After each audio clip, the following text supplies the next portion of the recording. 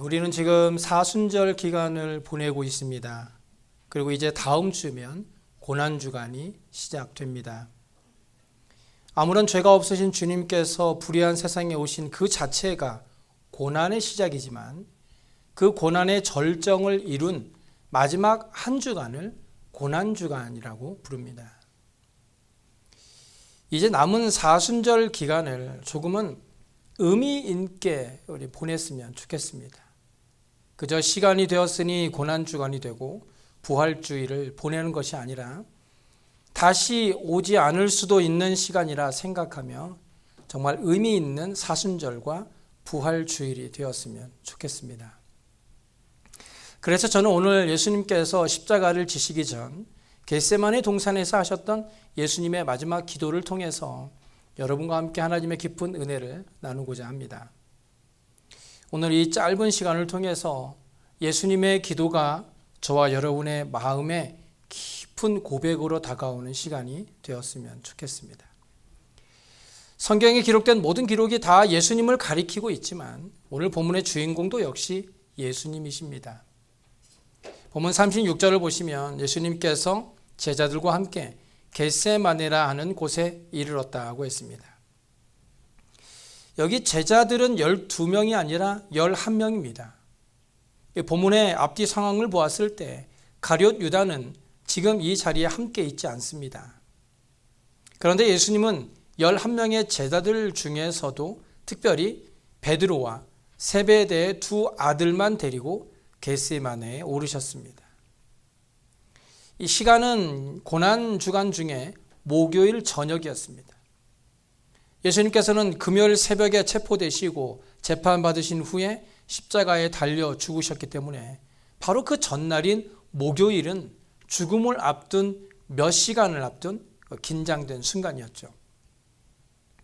이런 절박한 순간에 주님은 왜 겟세마네에 왔을까요? 예수님은 36절에서 제자들을 데리고 겟세마네에 오신 이유에 대해 기도하러 오셨다라는 것을 밝히고 있습니다. 예수님이 산에 오르셔서 기도한 사건은 복음서에 아주 자주 등장합니다.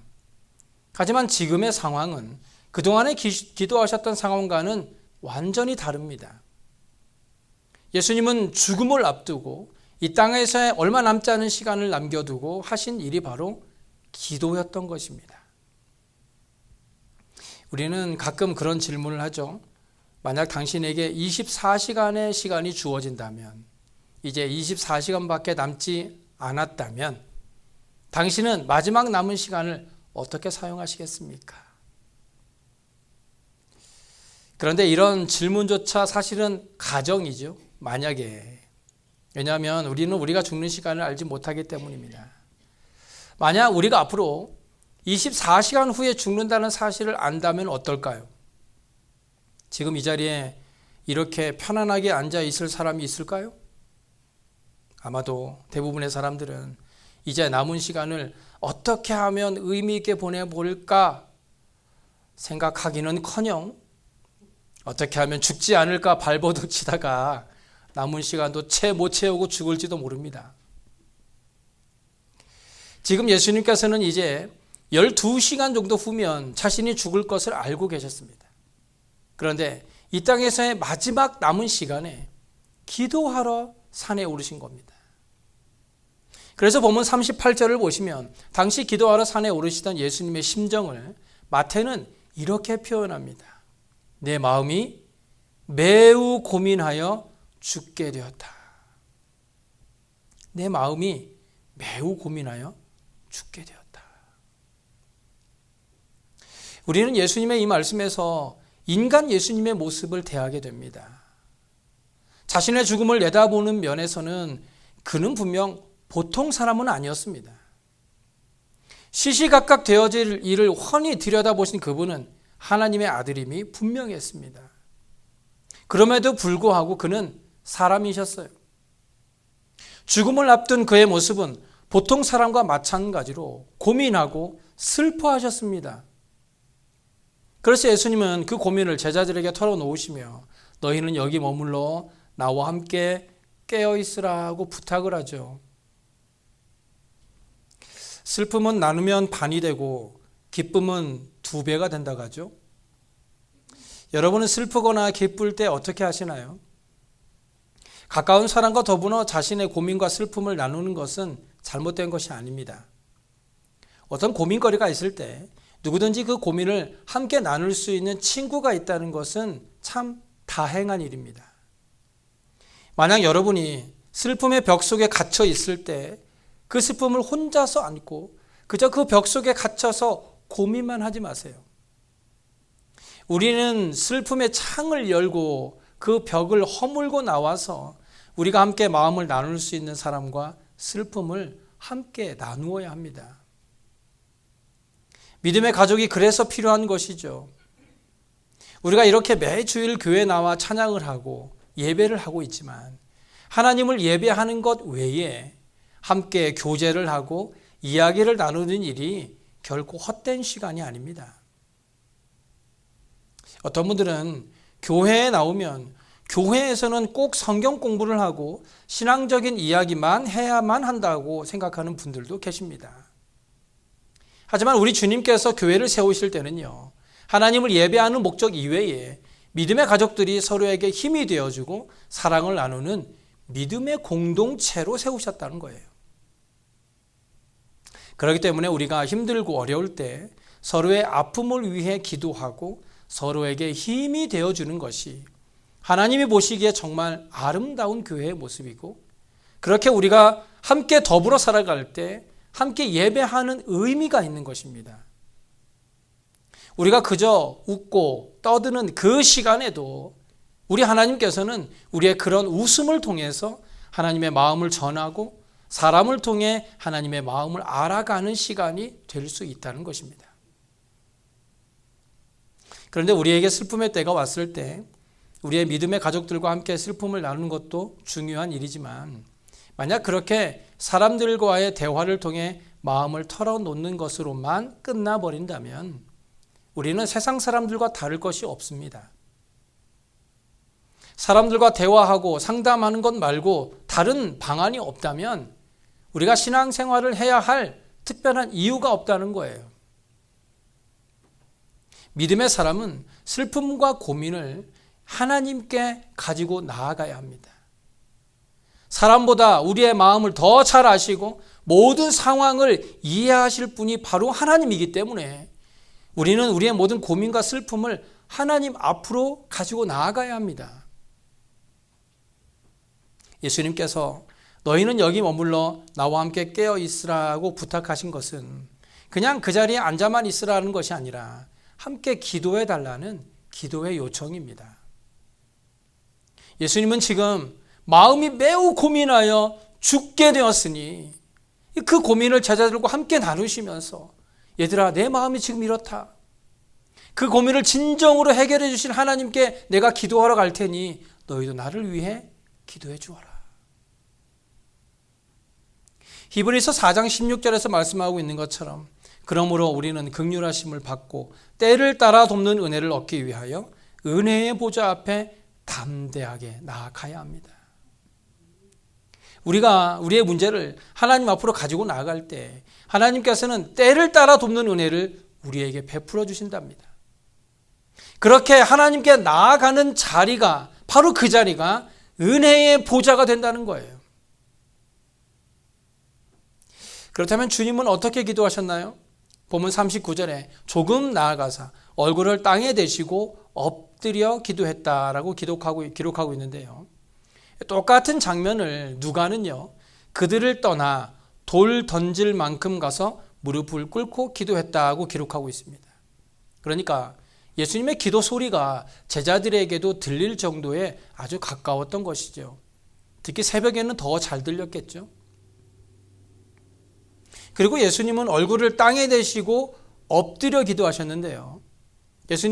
이것은 예수님의 기도의 자세를 보여주시는데 꼭 우리의 기도의 자세가 이래야 한다는 것은 아닙니다. 저도 매일 아침 말씀으로 시작하는 하루를 마치고 나면 이 작은 방에 들어가 침대 위에서 무릎을 꿇고 엎드려 기도합니다.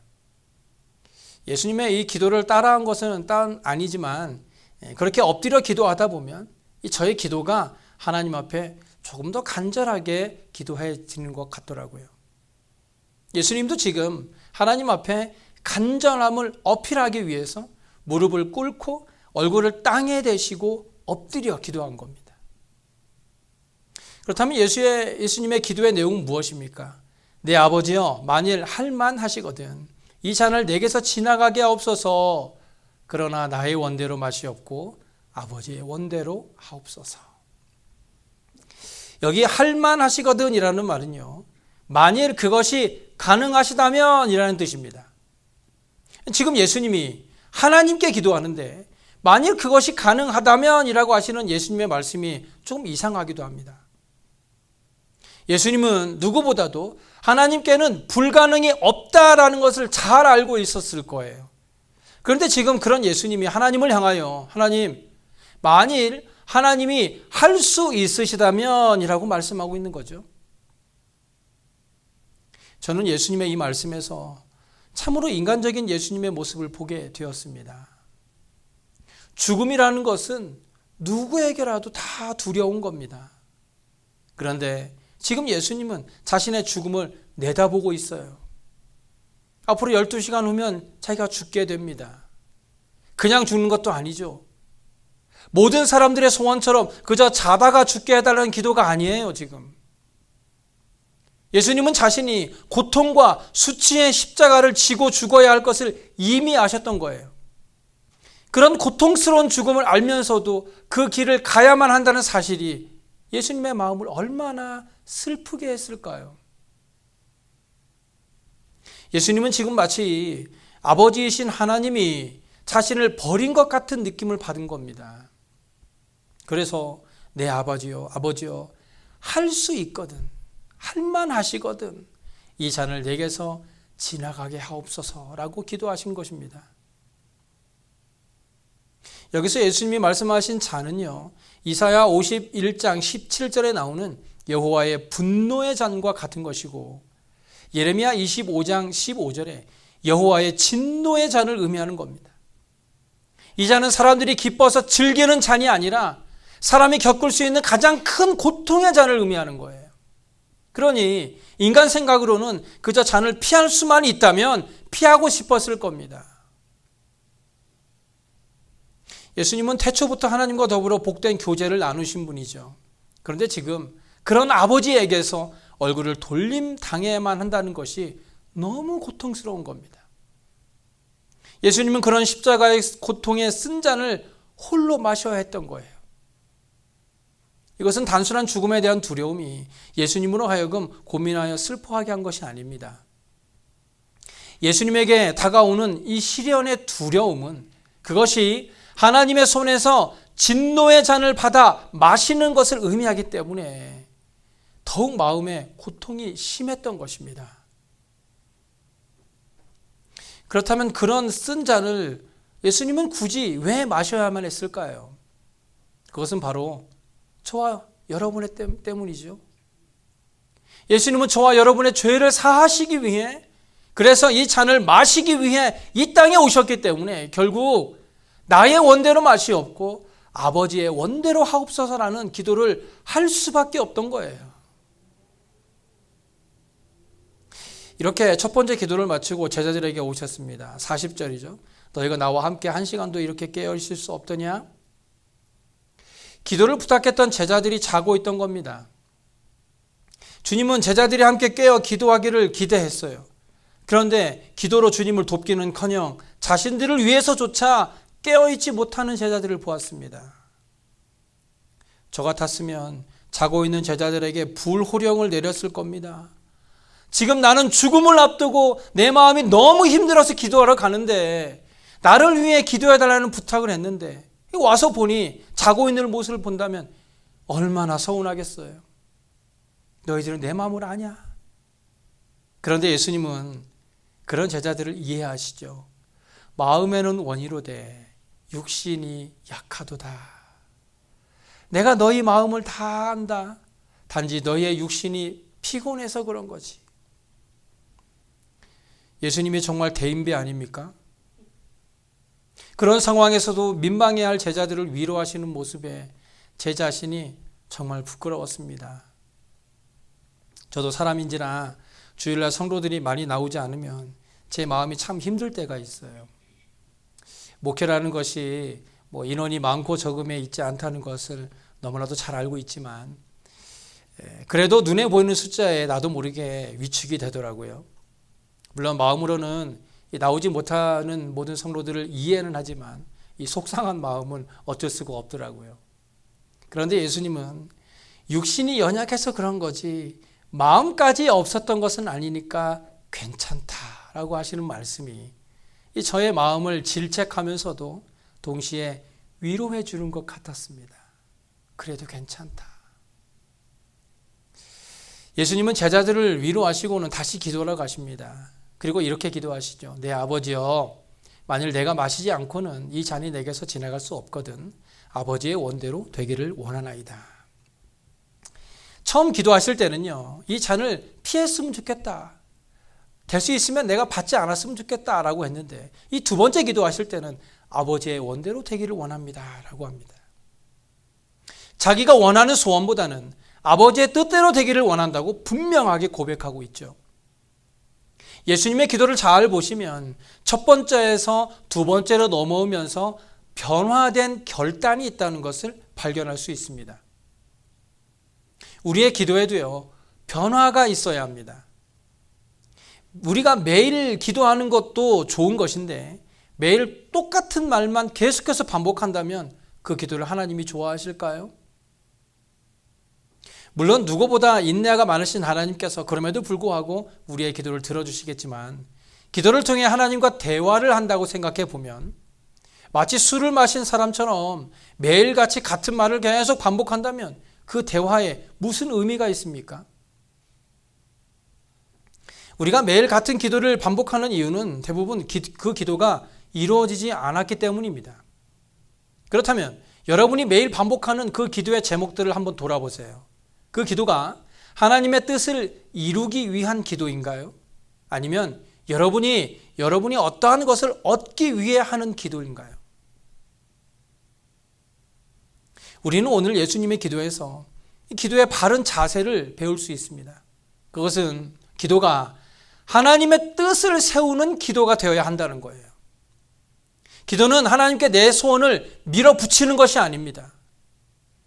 한 번 기도해서 응답되지 않으면 하나님께서 응답하실 때까지 매일 똑같은 기도를 반복하는 것은 잘못된 거예요. 하나님께서 반복되는 우리의 기도에 응답하지 않는 이유가 분명히 있지 않겠어요? 그래서 기도는 우리의 잘못된 생각을 바로잡는 것, 그게 기도입니다.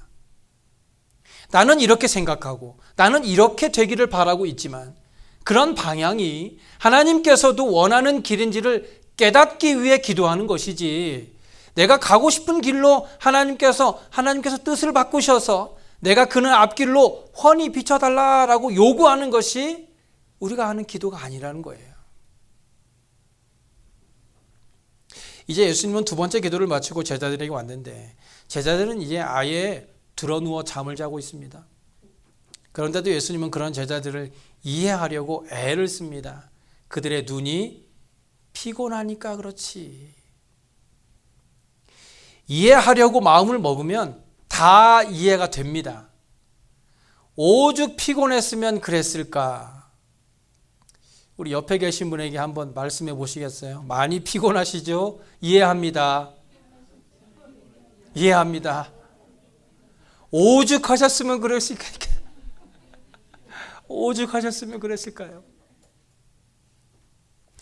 이해해 보려고 노력해 보세요. 아니. 나는 다른 건 다 이해해도 그건 절대로 이해 못하겠어. 하지 마시고 오죽했으면 그랬을까라고 생각해 보고 이해해 보려고 노력해 보세요. 나를 이해해 줬으면 하고 기다리지 마시고 내가 먼저 이해하려고 애를 쓸 때 우리의 연약함을 아시는 우리 주님께서도 저와 여러분을 이해해 주실 겁니다. 이제 예수님은 세 번째 기도하러 가십니다. 44절이죠. 또 그들을 두시고 나아가 세 번째 같은 말씀으로 기도하신 후, 여기 세 번째 같은 말씀으로 기도하셨다라고 하죠. 이것은요, 같은 말을 반복해서 하신 것이 아니라 예수님의 마음에 확정된 소원을 확인하는 기도를 한 겁니다. 그러면서 동시에 예수님의 마음은 담대함을 얻게 되죠. 45절에 이제는 자고 쉬라. 그리고 46절에 가시면 일어나라 함께 가자고 말씀하십니다. 우리는 예수님의 겟세마네에서의 기도를 보면서 한 가지 의문이 생길 수 있습니다. 결국 십자가의 죽임을 당해야만 한다면 굳이 기도할 필요가 있을까? 결국 아버지의 뜻대로 다 될 일인데 예수님이 굳이 땀이 땅에 떨어지는 핏방울같이 되도록 기도해야만 했을까요? 왜 그렇게 열심히 기도해야 하죠? 가만히 있어도 하나님 뜻대로 다 진행될 텐데. 우리가 가야 할 길을 안다고 해서 그 길을 갈 수 있을까요? 우리가 그 길로 가기를 원한다고 해서 그 길로 다 갈 수 있을까요? 우리는 그 길을 가기 위해 기도해야 합니다. 바꿔 말하면 우리가 기도하지 않으면 그 길을 갈 수 없습니다. 그 길이 아무리 쉬운 꽃길이라 할지라도 우리가 기도하지 않으면 그 꽃길은 언제라도 가시밭길이 될 수 있습니다. 베드로를 보세요. 내가 주와 함께 죽을지언정 주를 부인하지 않겠습니다라고 말하죠. 이 베드로의 이 고백은 진심이었어요. 베드로는 당시에 솔직하게 자기의 마음을 표현했습니다. 하지만 불과 몇 시간 후에 닭이 울기 전 3번씩이나 예수를 모른다고 부인합니다. 많은 그리스도인들이 신앙생활에 실패하고 넘어지는 이유는 하나님을 너무 믿는 거예요. 내가 기도하지 않아도 하나님은 나를 너무 사랑하시기 때문에 절대로 나를 버리지 않으시고 가장 좋은 길로 인도해 주실 것이라는 헛된 믿음 때문입니다. 제가 헛된 믿음이라고 표현해서 죄송합니다만 교회 안에는 이런 헛된 믿음을 가지고 신앙생활을 하는 분들이 너무 많습니다. 우리가 여러 가지 시험을 이기지 못하고 넘어지고 마는 이유는 믿음이 없어서가 아니에요. 성경을 몰라서도 아닙니다. 우리의 문제는 기도하지 않는 것입니다. 기도는 하지 않으면서 하나님께서 우리의 모든 것들을 가장 좋은 꽃길로 인도해 주실 것이라는 헛된 믿음이 우리를 넘어지게 만드는 겁니다. 내가 주와 함께 죽을지언정 주를 부인하지 않겠다고 했던 베드로의 고백은 거짓말이 아니었어요. 하지만 그런 다짐만 했지 기도하지 못하고 잠들어 있었기 때문에 베드로는 실패하고 말았던 겁니다. 우리가 살아가고 있는 세상은 고요한 바다 위가 아닙니다. 고요한 바다 위에 불어오는 순풍에 아름답게 돛을 올린 배가 아니에요. 우리가 항해하고 있는 이 세상은 불어오는 강한 역풍에 있는 힘껏 노를 저어야 겨우 앞으로 조금 나아갈 수 있는 그런 곳이에요. 지금처럼 그저 안일하게 그저 바람 부는 대로 세월 가는 대로 흘러가는 대로 내버려 두면 우리는 언제든 깊은 바다에 빠지고 말 거예요. 우리에게는 겟세마네 기도가 필요합니다. 무릎을 꿇고 얼굴을 땅에 대고 엎드려 하나님께 기도해야 합니다. 간절하게 기도해야 해요. 내 생각, 내 뜻이 아닌 하나님의 뜻을 깨닫기 위해 간절하게 기도해야 합니다. 기도를 마친 예수님은 46절에 이렇게 말씀하시죠. 일어나라 함께 가자. 보라 나를 파는 자가 가까이 왔느니라. 예수님의 이 말씀을 잘 보세요. 말씀에는요 두려움이 하나도 없습니다. 피하여 도망가자. 어떡하지? 라는 걱정이 없어요. 다가오는 고난을 피할 마음도 없습니다. 오히려 고난을 향해 함께 가자라고 말씀하십니다. 기도하신 예수님은 그 어떤 고난이라도 하나님의 뜻이라면 능히 감당할 수 있는 힘을 주실 것이라는 확신을 갖게 됐다는 거예요. 새는 날개가 무거워도 그것으로 인해 날 수 있고요. 배는 돛이 무거워도 그것으로 인해서 항해하고요. 기차는 화통이 무거워도 그것으로 인해 질주를 하고 비행기는 날개가 무거워도 그것으로 인해 날아갑니다. 어떤 사람이 시계에 달린 큰 줄을 보고는 시계가 힘들어하니까 그 줄을 떼어두자고 했어요. 그러나 그 줄을 떼는 순간 시계바늘은 멈추고 말았습니다. 어떤 분들은 피곤해서 기도 못한다 하고 어떤 분들은 기도할 시간이 없어서 못한다고 해요. 하지만 기도하지 않으면 살 수 없습니다. 기도하지 않으면 세상을 이길 힘을 얻을 수 없습니다. 결국 기도하지 않으면 죽습니다. 기도의 목적은 우리가 하나님으로부터 무언가를 원하는 것을 얻는 것이 아니라 하나님이 원하시는 것을 우리의 삶에 이루는 거예요. 즉 우리가 기도하는 목적은 나의 영광이 있는 것이 아니라 하나님의 영광에 있는 겁니다. 그래서 우리가 하나님께 무엇인가를 달라고 하기 전에 평소에 하나님과의 사랑의 깊은 교제가 있어야 된다는 거예요. 그게 바로 기도죠. 이렇게 우리가 기도로 하나님과의 깊은 교제를 나눌 때 하나님께서 우리의 기도에 응답하시고 우리는 그로 인해 하나님의 은혜에 감사하는 삶을 살 수 있게 된다는 것입니다. 그러므로 겟세마네 예수님의 기도와 같이 하나님의 뜻을 묻고 그런 하나님의 뜻을 바르게 발견하고 그 뜻대로 또한 순종하는 삶을 통해서 하나님의 뜻이 저와 여러분의 삶에 온전히 이루어지는 은혜가 있으시길 간절히 소원합니다. 기도하겠습니다.